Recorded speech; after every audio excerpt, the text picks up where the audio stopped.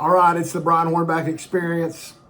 I just said right when I was getting ready to push the button, I don't know what I'm on. Which number is It's like this? 208, 209, something like that. Something like that. It'll be in the title when you get to see it. But anyway, we're not in the Old Forge Distilling Podcast Studio because at some point I have to make it where I can bring people into that, right? Anyway, here with Betsy Henderson. Hey everybody. How Good are to you? see y'all. We are at the Hampton Inn, Merchants Drive. It's actually called Pratt Road, 5411 Pratt Road. The Hampton here and the True across the street. The True's a little bit newer. They're owned by Lodging Smith Hospitality, good friends of mine, Ed and Neil Smith. My buddy Walt Warner used to run this place. He's semi-retired now, Yeah. but I It's a called. good space. I called up Neil. Neil's a conservative. I called up Neil and I said, "Dude, it is the Monday before early vote starts." Yeah, it's crazy. I have 4 of my folks who have put their messages on the Mega Bull Hornet Truth, brianhornback.com. Still have 4 to do. Gonna fit those in before I think Wednesday? I think we are. Sheriff Candidate Mike Davis said, "Dude, you've recorded me all over the county for like 6 months," and I'm You like, just put it together. Mike, that's a good point. I've done that before. I think I might have took a speech that you did at Three Rivers, and I know I took a speech I know I took a speech that Senator Massey did up at Three Rivers. I've made that an episode before, but anyway. So here we are. So The eve of the eve. the eve of the eve. So everybody's out there putting up their signs at early vote locations. There's a bunch of them. I'll try to get those on the website later tonight. I think I need to shave my head at some point. Anyway, so Betsy, you've been. By the way, that's your ink pen. Sorry. Yeah. Um, You stole my pen. I stole your pen. Here I am at a Hampton Inn, and I can't go out there and steal a pen. Anyway, you got elected to school board like in 2020, right? Yeah, November of 2020 was a It special was election. It was a special election because election, the then school board member opted to go. Man, I could almost throw in the seat hopping thing, but I'm not going to do that. They opted to go to County Commission. because Brad Anders. I don't remember. Anyway, whatever. I don't know. Yeah. I don't know why that happened. Anyway, It seems like yesterday, but it also seems like 100 years ago. I mean, it was like 6 years. Well, yeah, almost 7 years ago. Yeah. Anyway, so you had the campaign during COVID, and then you got to go on the school board, and It was an interesting time. then you got to go through the whole the scam pandemic or whatever it was. Yeah, the entire pandemic. It's funny because before I ran for that school board seat, so it was a special election, November 2020. So my entire campaign was during COVID, and when I was thinking of running, it was 2019, right before COVID. And so I sat down with a former school board member from another district and asked her, what's coming up, what's on the horizon. My kids were little at the time, and anything I do, I want to give it 1,000%. And I remember her saying, "Oh, we've got nothing coming up. Everything's pretty light." Famous last words. Absolutely. Well, that's the way it goes with school board. But the one thing I remember about, there's 2 things I remember. Hopefully they're good. Well, one from commission and one from school board about the whole COVID thing. From the school board, I remember the meeting that y'all had. I think it was a special call meeting, and it had to get adjourned. And everybody was up in the. Everybody was up in the balcony, and all those people. I thought they were going to start throwing people. I thought they were going to start throwing themselves off the. Anyway, I remember that, and then also the infamous night when the county commission went to about 1:30 or 2 o'clock in the morning. The greatest thing, and I don't talk about my school board service very much, because it was 20 plus years ago. We do have that in common. We're both yeah, and she doesn't quite have PTSD from it, but I do. Not yet. But Diane Dozier, since passed away, she represented the 7th District. She and I were sitting in the then Andrew Johnson boardroom, and we happened to be sitting beside each other because I need to be near the door.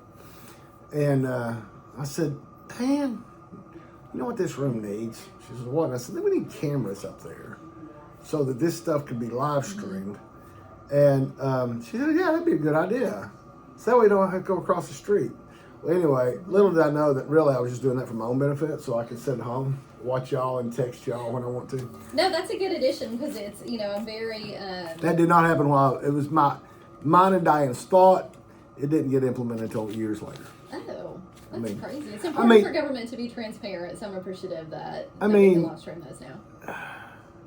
Yeah, our the only... It was superintendent. The workshop... Oh, gosh, that's really PTSD. Charles Lindsay. Can't believe I actually said his name right. Yeah, our workshops were never televised. School board meetings were, though. That's interesting. I still have a lot of the workshops on cassette tape. Anyway, let's fast forward. So I met Betsy when she started running, and she may remember this. I got to looking at her rack card one day. I called it a rack card. Some people call it palm cards. Mm-hmm. I don't know what they call them anymore, but anyway. I call it rack card because I got started in 1982. I was 2. And rack cards, yeah. Thanks. You're welcome. You know what? You were 2 in 1982? Yeah, I was 2. So was John Duncan. 3 that year. Yeah. So was John Duncan. Yeah. Because he and I did his podcast, I said, how old were you in 1982? He's like, I was 2. I said, so my first, y'all got to go back and watch the John Duncan one. My first campaign was driving up to criminal court judge Jimmy Duncan's house to meet his wife, Lynn, who's since passed, to get Robin Beard signs and bumper stickers. And of course, they lived across the street from Jimmy's father, the congressman, Miss Lois. But anyway. So yeah, thanks for making me old. But anyway, I was 16. I was able to be involved in politics because I had a driver's license. Anyway, and my parents trusted me to go to Holston Hills and back. We lived out east. But anyway, I get this rack card. Rack card because when you go to you got racks when you went to the rest areas. That's what. Oh, you're saying rack. Okay, rack I thought you were saying rat card. No, rack. R-A-C-K. Okay, I know it is rack palm card. card. So Yeah, palm card. I just learned something. So we all learn them. But anyway, I call it rack card because. That makes sense. That's what. Yes. Anyway, so I get her card. And I call her up, and I think she had already decided to put an ad on broadhornback.com, I'm pretty sure. And I called her up, and I'm like, wait, your dad is Vic? She goes, yeah. I'm like, you got to be kidding. You're kidding me, right? She's like, is this good or bad? Yeah. You can go, he's a character. He's a character. Lakeview Market's all I got to say. That's hot dogs. Yeah, and Scott says he never cooked hot dogs at home since y'all been married, since y'all had kids. But anyway, that's fine. But yes, they were the most like Smoky Mountain Market hot dogs. Yes. Lakeview Market. It's now been torn down. Yeah. T-Dot took it down. But anyway. Those were the good old days. Y'all can kind of go see Betsy's story. There's lots of videos on this YouTube channel. But briefly tell us about your dad coming from... I'm very proud of my family's journey and where we come from. So, you probably saw me when I was 2 or 3. Probably. And when my hero, Jamie Haygood Woodson, was in the House and the Senate, she and I would pass in the parking lot of Lakeview. She was always there eating lunch. So my mom was born and raised here. My dad came here from Greece when he was 16. His parents gave him $50, put him on a boat through Ellis Island for a better life, for opportunity. My dad didn't speak English. My dad didn't graduate high school. So he came here and met my mom, and together they started opening up restaurants. So they had the Varsity Inn with my uncle on UT campus, and then opened up Lakeview Market in Delhi and Campus Liquor on Alcoa Highway. Campus Liquor on Alcoa Highway. Yeah, so successful small business owners that they built from the ground up. That's and an amazing just story. Pure hard work, grit, and determination. And there was you and your sister, right? Yeah, I've got 2 sisters. 2 sisters. Yeah, 2 sisters. Went through the Mayoral school system. Yeah.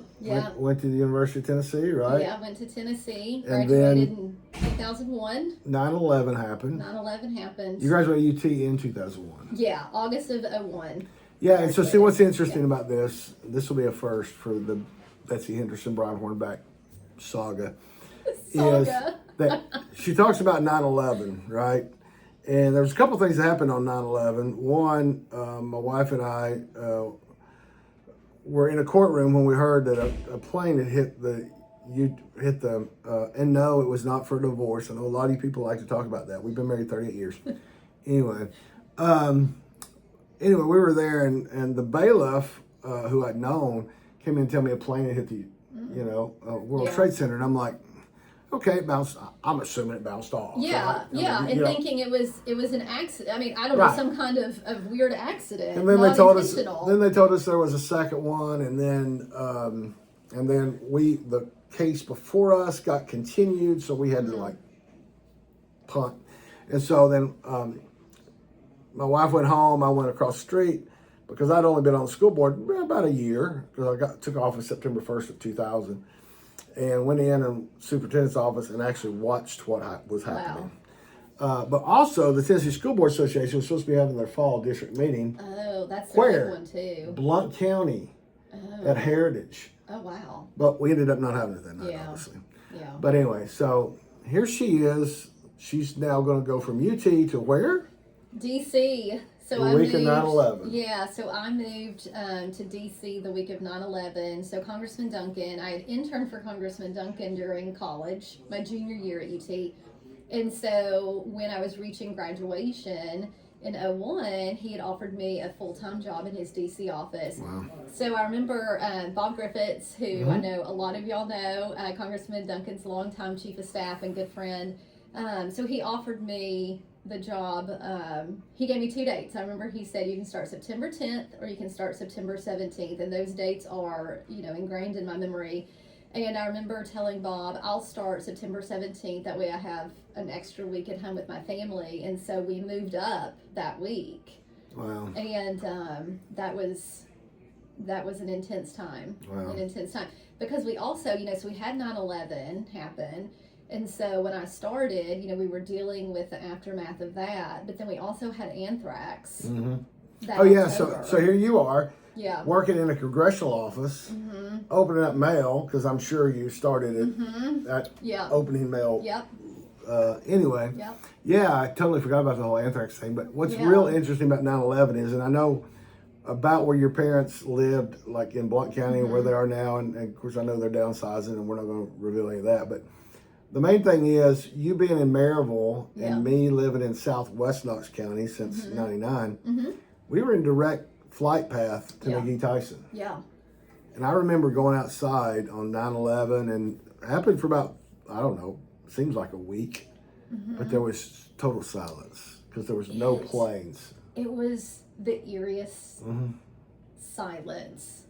Yeah. Because you get so used to that sound that you don't notice it until it's gone. Yeah, because when you're in the direct flight path of an airport, which is great, Palisade Parkway, thank you, because when we moved to Concord and Bluegrass, it was great. It is easy to get because I do remember the dimes of going from Concord to the airport the long way. Yeah. But when you are in the direct, you don't realize it until you don't have it anymore. Exactly. Yeah.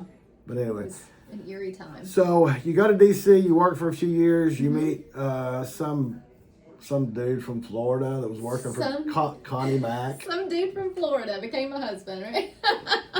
Scott is her husband. Good, great guy. Did y'all have children in DC?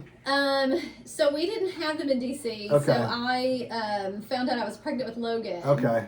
When we were in DC. So we got married in DC, and then I later found out that, we were expecting our first child, and Scott had gotten another job outside in New Jersey, the job that he currently has for the past 20 years. It's a waste to energy company. So we made our way slowly back to Knox County when the kids were 3 and 5 years old. Because you don't want to raise kids in D.C., right? No, you don't want to raise kids in D.C. I mean, it's it was great for political junkies, Absolutely. It was a great energy when we were in our 20s, either single or newlywed. It was a great time, but when you want to start a family and you have to live so far out to even afford a place, that your quality of life really diminishes at that point. Exactly. And so we made the decision, we need to settle down, raise our kids. We need to find a place or come back to a place that really shares our values and traditions. And come back to where Dad cooks good original Exactly. Greek food. Yeah, because my parents, still had the deli at that time. And, my mom did the bookkeeping and everything, kept all the books. Wow. So it was a good time to come back before they did retire. And then y'all moved out to this, like, farming area called Hardin It was Valley. a farming community. And now Now not so much. Now it kind of feels like Washington, D.C., don't it? Yeah, the traffic. You know what? It's so funny because I was late today because of the traffic. Okay, right. Because of the traffic on those 2-lane country roads. Yeah, because I was coming from downtown to Merchants. If you're coming from downtown to Merchants, as long as there's not a problem on 275, you're good. You're good, yeah. But if you're coming from Hardin Valley over here, and the good news is we've got this in between her next deal, right? Because in political campaign mode, you got to plan this stuff out. So yeah. Fortunately, I saw on Facebook that you had an event, and I'm like, hey, we could do this here. Yeah, it worked out well. Yeah, we settled in Hardin Valley, and we love where we live. It's a great community, but, we moved here 12 years ago, and the landscape of Hardin Valley now is totally different than what it was 12 years ago. It's totally different than it was 6 months ago. I mean, that is so true. It's ever changing. But the roads are not. No, the roads are not. The roads are not. I mean, you got a cul-de-sac. I mean, you got a roundabout here and a roundabout there. We do, yeah. We have that roundabout near our neighborhood, which is good. It keeps the traffic flowing. But we have a lot of houses popping up. People are gonna think I'm being negative here, but anyway, no. I mean, it's just reality. I mean, infrastructure is an issue, and I mean, it's the thing. But let's talk real briefly. So you're going off school board because technically your term's up. My term is up. And so you opted, almost a year ago, you said, hey, I'm going to run for mayor. Yeah. So, just talk about school board real briefly, kind of. Yeah. Past COVID, I mean, there's been a lot of good things happening in the school system. I mean, as the spouse of an employee who's a non-certified employee, that means that they're clerical, secretarial, could be in the, I was going to say the AJ building, but they're the TVA Tower now. Yeah. Or the we did move Tennessee Tower. My tenure on the school board. But there's been a lot of good things. I mean, teacher salaries have come up. Yeah. Non-certified pays come up. Test scores have come up. We've only got, just a couple of schools on the state's list. Yeah, that we're working on. And the one. state is really putting a lot of effort behind those schools to make sure that those outcomes are improving. I served on the superintendent search committee to find Dr. Reiswick. So Dr. Reiswick has been superintendent for the past 4 years now, which is crazy. That time has flown by, and he's been a fantastic leader. And, over the past 4 years, our literacy scores have increased by 10%, and so have our math scores, too. So we've seen those outcomes, which has been fantastic. And those pay raises really came from the fact that Dr. Reiswick with the board said, we need to find some savings, and those savings were found and achieved, right? Yeah. So a few years ago, we decided to make historical investments into our teachers, and through proactively saving and cutting back some at the district level, we were able to find those funds to invest in our teachers. That's awesome. Yeah, I'm very proud of the things that we've accomplished. Yeah, absolutely. So, it's an ever-evolving thing. I know there's a little bit of a scare over school security. I know that Dr. Reiswick's met with staff that had a situation where a former student got access to 2, actually, of the Hardin Valley schools. Yeah. And my kids are at those schools, so it is deeply personal for me, too. And so, it's it happened, and I mean, fortunately, as far as we know, there was no harm intended, so it's all good. But so I mean, everybody's got to be constantly aware. But now we turn to kind of getting into the other thing we learned about school board was we thought that only Brian watched the legislature in action, but apparently I'm not the only one that watches the legislature in action. Apparently, if you just happen to go testify at a committee and it riles a few people up. It does. Actually, we might be competing for we might be competing for like the size of our haters. You know, I mean, yeah, possibly. Anyway. I tell you though, you know, Brian, when you stand up for things, Yeah. you're going to make some people upset. That's but true. you know, the thing is to always stand up for things that you believe in and fight for those things and fight for people. I just say they're really not haters. They're just jealous that they can't be us, right? Anyway, getting off track. So let's talk about the this. So It's the next step. your opponent got in about 2 years ago. Mm-hmm. You got in about a year ago. Mm-hmm. Another Yeah. candidate got in around September, October, November-ish, somewhere. Yeah. I think technically October, around November. the holidays. Yeah. Yeah. So y'all have. So there was an event. There was a home builders event about 2 weeks ago, Yeah. and they went to that, as did a lot of other candidates. Mm-hmm. And I told all three of them that the next event was a mayoral forum put on by the Knox County Republican Party, Mm-hmm. and I said, I've heard you all ad nauseum, so I'm done with forums. I think So you could probably give our speeches. I could, but anyway. So you know, y'all are formed out, but you still got a few more to go. Early vote starts. Election Excited. is May the 5th. May 5th. Tuesday, May the 5th, 2026. I've said this on most all podcasts. Be sure you vote before you do Cinco de Mayo, Yes. because you have to stay within the lines. And if you have margaritas and you can't stay in the lines, they're going to reject your ballot and you're going to have to start all over again. Go vote and then get your tacos. And That's your, it. That's your it. Cinco de Mayo. Anyway. And And- you know, I want to say too, you know, just how, and I know you know this, but as a former elected official and somebody who's very involved in politics, that local really does matter. Oh, absolutely. I it mean, matters. It is your roads, it's your schools, it's your safe neighborhoods. it's so ridiculous that everybody.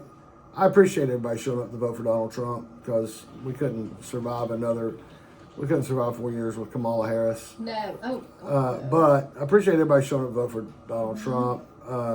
But yeah, I mean, you know, the problem is that I think the last time we had this same election, and now granted, this year we've got a plethora of candidates. Yeah, I there's don't some get big races. I don't get to use that word a lot, but anyway. It's a good word. I like that word. Yeah, we have a plethora. We have 3 candidates running for mayor, 4 candidates running for sheriff, 3 candidates running for trustee. That's the race that I'm watching. Anyway, we all know why. We got 4 candidates running for court clerk, county clerk. County clerk. Mm-hmm. Anyway, we got quite a few. We got a couple of school board races in the primary. Got county commission. 10 is at large. 10 is heavily populated. 11 is not as heavily populated. 3 has got 2 folks running, and 7 has 3 folks running. So you know we got a lot of candidates. Yeah. But I guess so. We've had a forum, and then Friday night I didn't go because it was. I said date night. My wife will sometimes challenge me on that, and that we really didn't get a date night. But you know, Matt Van Epps was in town Friday night. Yeah, that was a big dinner. Yeah, big. First of all, I found out that it was tight seating, so I was glad I wasn't there because I don't like tight seating, kind of claustrophobic thing. And then when I was told it was a buffet, It was a buffet, yes. I'm like, we just went through It was COVID. Why are we doing buffets? COVID's over. But Back to normal. we can't go back to normal because Ryan's Steakhouse isn't open anymore. Ryan's Steakhouse. I mean, you know, there's so many buffets that don't exist anymore. That is true. That is true. The buffet is slowly dwindling. It was a great dinner though. That's what I heard. Well attended. I heard. A lot of folks there. My senator, Marshall Blackburn, was there. Congressman John Rose's wife, Chelsea, was there.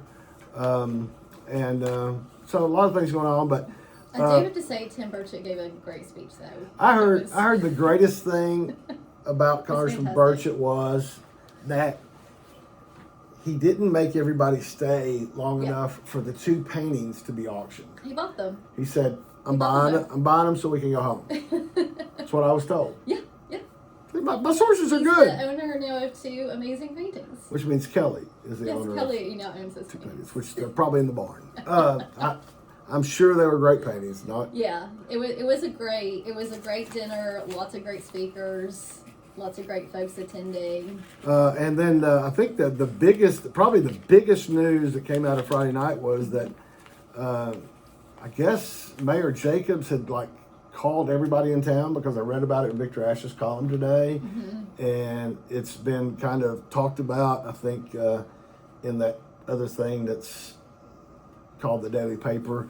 But I think Mayor Jacobs kind of re-emphasized the fact that he's appeared on some political material of one of your opponents, and he's made it pretty clear that that I was going to say that he's not endorsing any of you, but that's pretty much the truth. I mean, he's not endorsing anybody, but did show up on these mailers, which kind of, as the former mayor said, kind of gave the appearance of an endorsement, right? Yeah.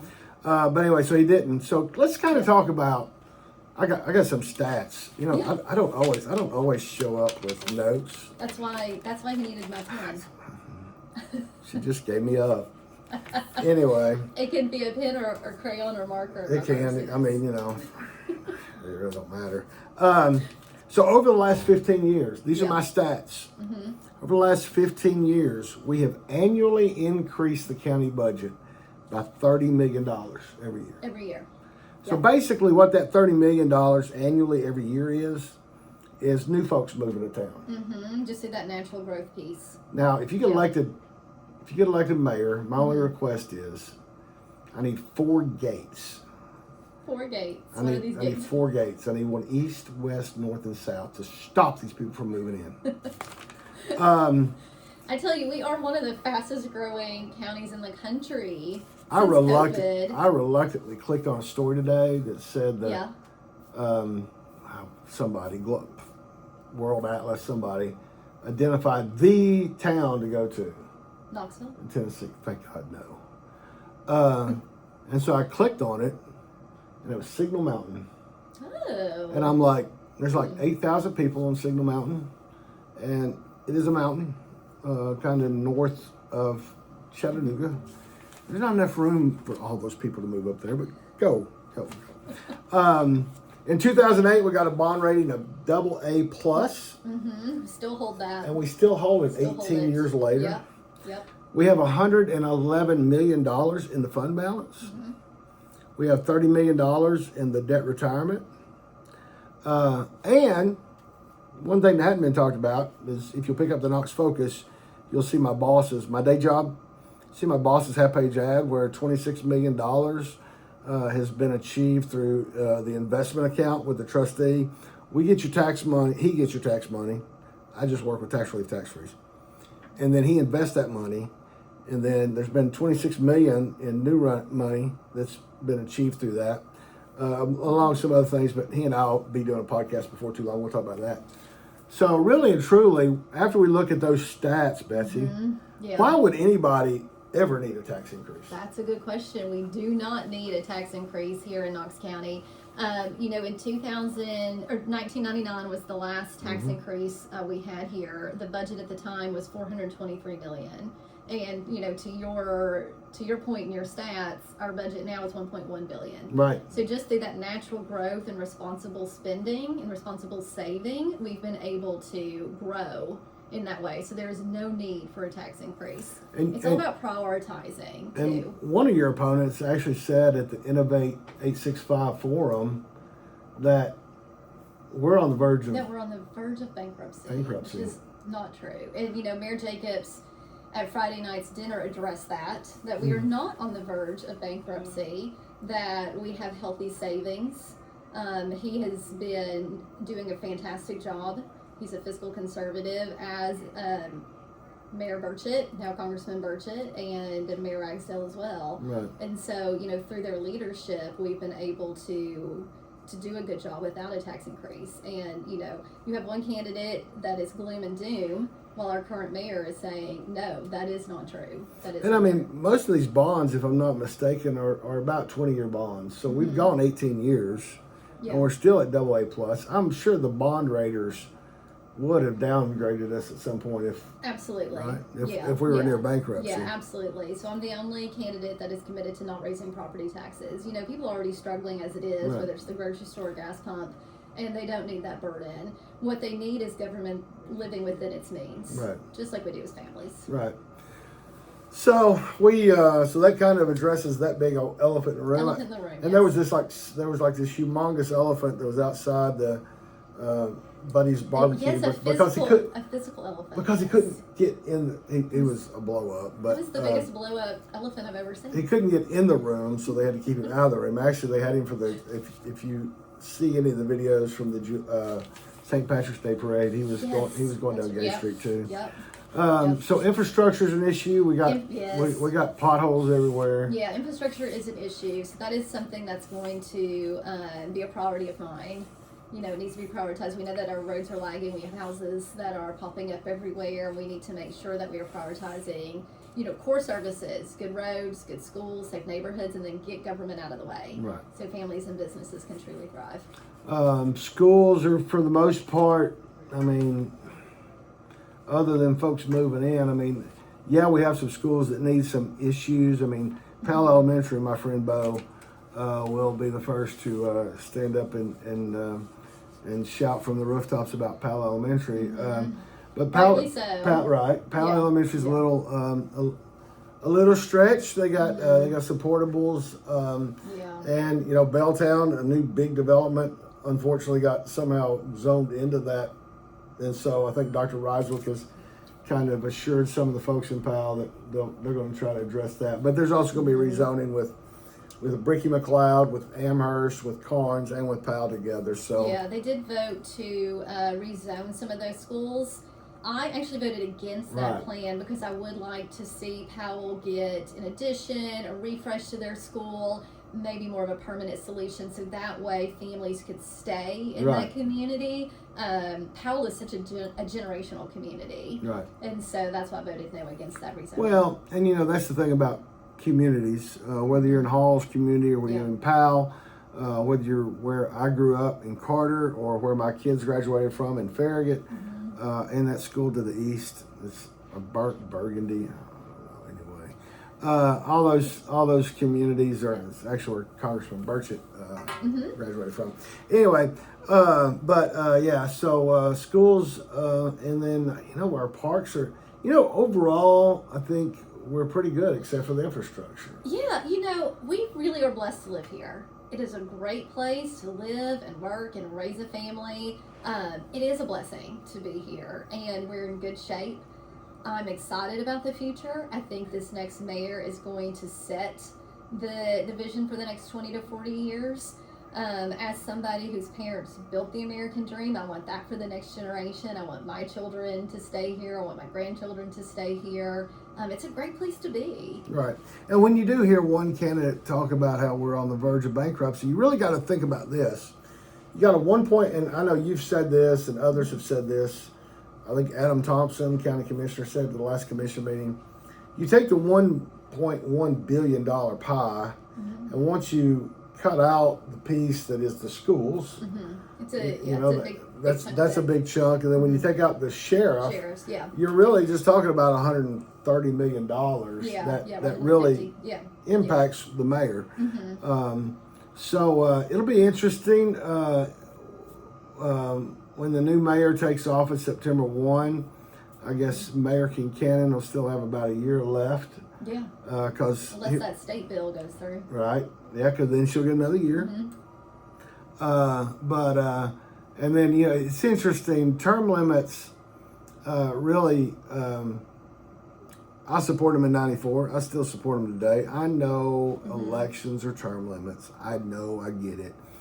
But it really does, you know, it's a situation. This is really a unique situation because you have a mayor change, you have a sheriff change, you know, and so you have all these new leadership coming in. You got two of the biggest positions. You got at least 3 new commissioners coming on because you got 4 seats up and 2 of them are term limit and 1 of them's not coming back. Yeah. So that whole makeup of that legislative body will change. Right. Yeah. Or potentially, yeah. Right. And so so everybody will just have to learn to, and you still have Mayor Jacobs' budget. I mean, it's going to get passed. Yeah. It's going to get passed in May or June. Yeah, he announced his budget address for May 11th. May 11th. Yeah, so May 11th is Mayor Jacobs' budget address. So the new mayor will live with that budget for the next year.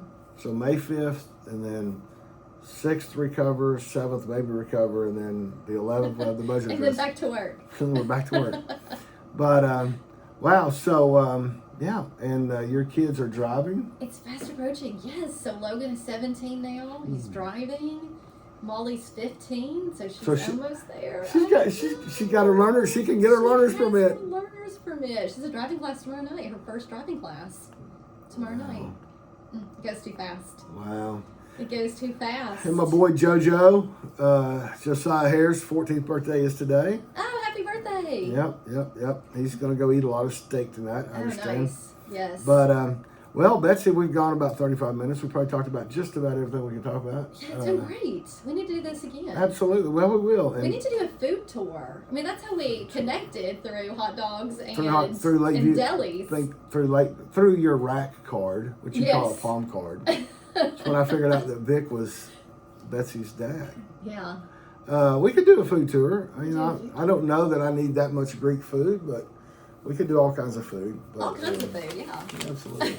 All right, well, I'm going to give you the last word. Everybody, starting Wednesday, we're doing this on Monday afternoon, April the 13th. Nothing, Friday 13th, but nobody cares about Monday 13th, but that's fine. I'm glad it's Monday and not Friday. So here we are on April the 13th.